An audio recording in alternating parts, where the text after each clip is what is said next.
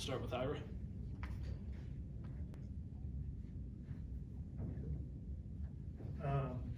The moment before halftime when Ryan hits the field goal, and also coming off of the kind of the trick play to get a long punt return. Just, I guess, you talk about those moments and kind of, you know, what that, how gratifying that is as a coach, I guess, to see the way the team responded to Ryan as well.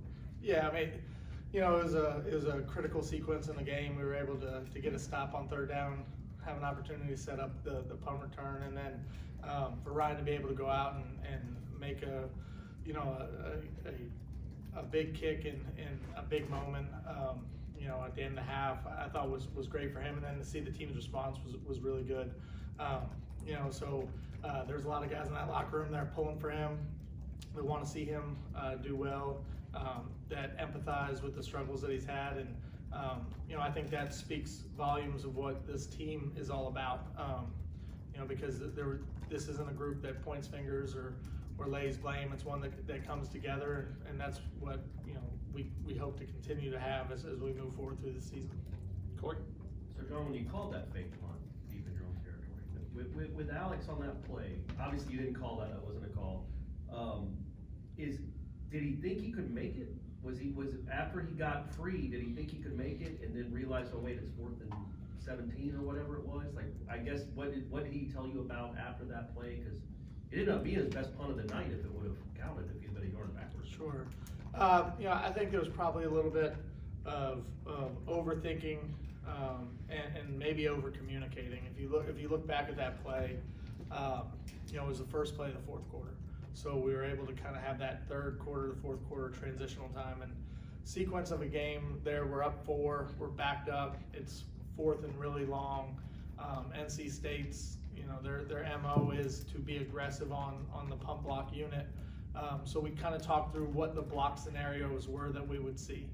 And, you know, it ended up being a return setup, but there, just by the way that in which they align, there would be one free guy off the edge that, with operation and just scheme, that's going to be how it goes. And I think it spooked him a little bit. You know, the guy wasn't really going to be in position to block the kick, but I do think he felt it, and it spooked him a little bit. So he pulled the ball down. Now his reactions after that was all just kind of instinct, I guess, to take off and run. And then when we talked about it yesterday, he just didn't feel like he could get all the way there. Didn't realize or think that he had crossed the line of scrimmage and went ahead and attempted the punt. Obviously, you know, a critical play in the game, and one certainly that we'd like to have back. But you know, it was one of those things where I think he was trying to operate with the right intentions and just kind of lost track of where he was on the field. But we can certainly learn from. Brendan? On the punt return before halftime, so you guys practicing it during the week, was it something, I guess 2-part question. One, was it something that NC State had shown previously to make you guys think that you could set that up? And then 2, just how well executed was that play?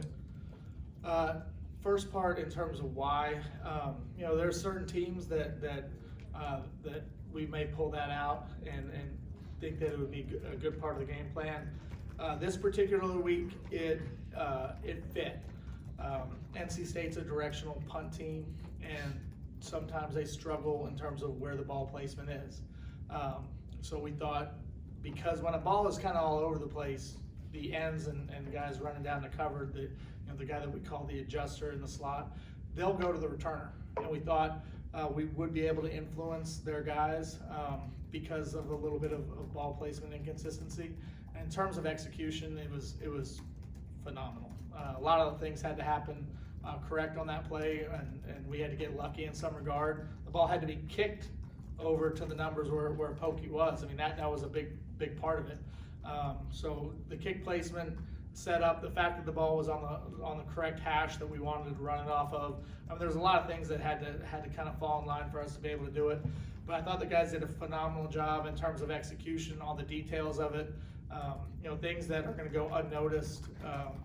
You know, just from you know, a TV copy, but you know, Azaria influencing the inside release of the guy that he was blocking.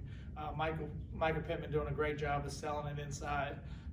Sidney Williams, Brendan Gant, Malik McLean, LT, I mean, all did a phenomenal job in terms of holding their blocks, and making good decisions to not peel back and block somebody behind the play. I mean, all of it kind of fit, and it set up, a score right before half, which was a huge momentum play for us. And it was one of those things that all the preparation, the guys did a great job of executing in terms of the details, because we got the right play in the right situation at the right moment for it to happen. We'll go Aslan.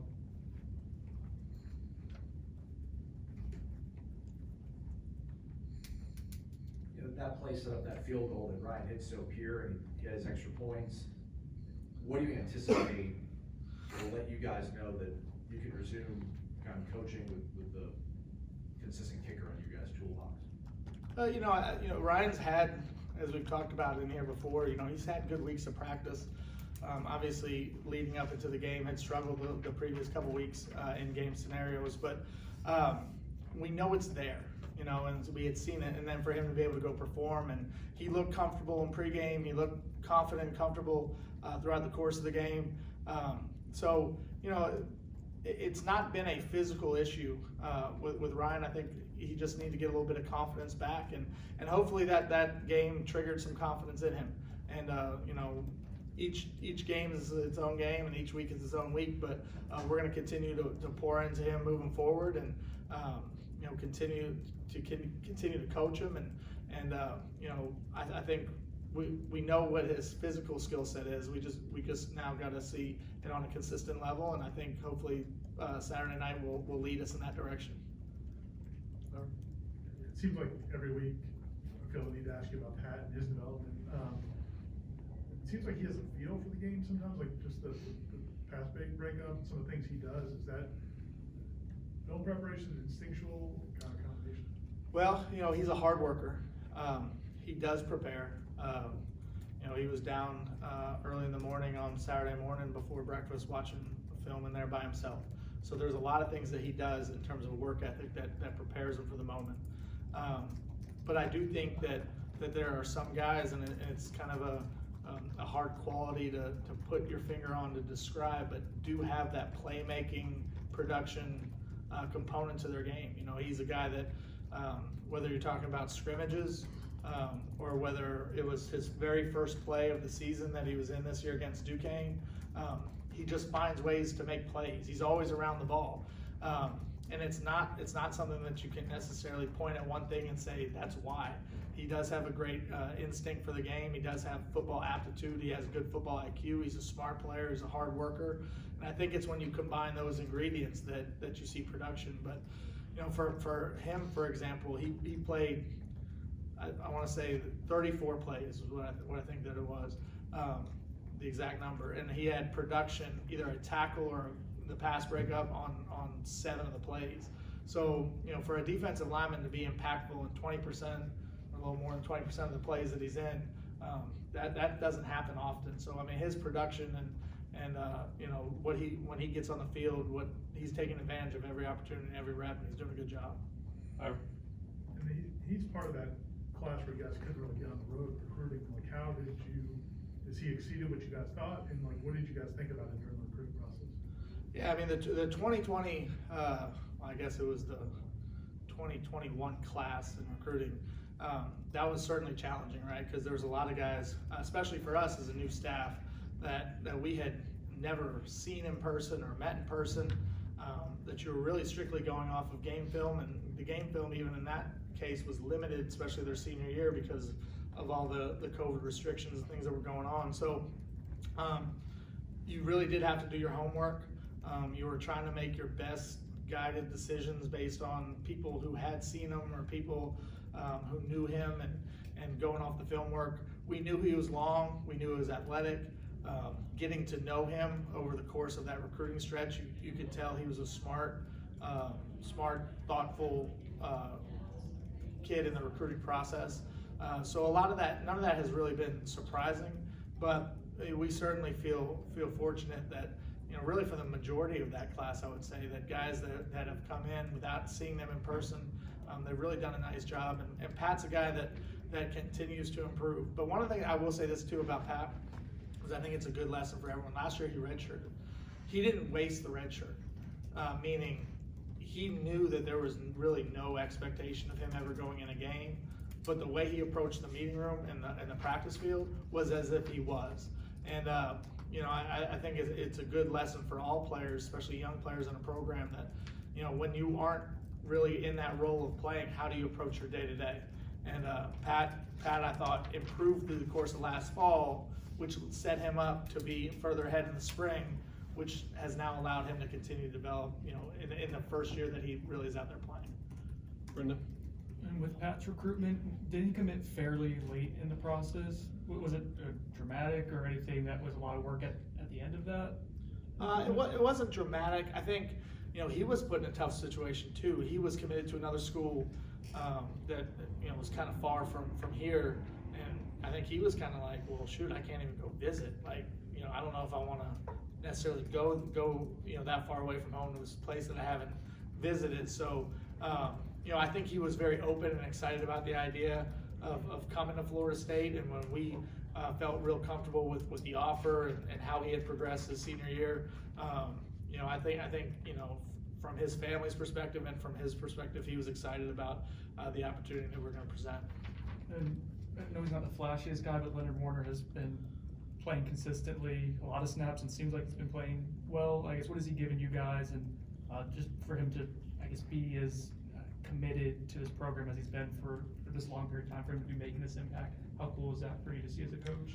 Yeah, you know, I've been pleased with Leonard's production and his contribution to not only what he's doing on the field, but what he does off the field.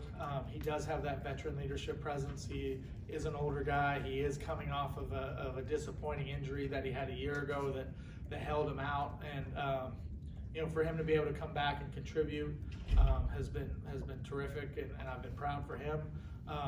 But also, he's, you know, for you to, when you go through a season, especially up front on the defensive line, you are going to have injuries.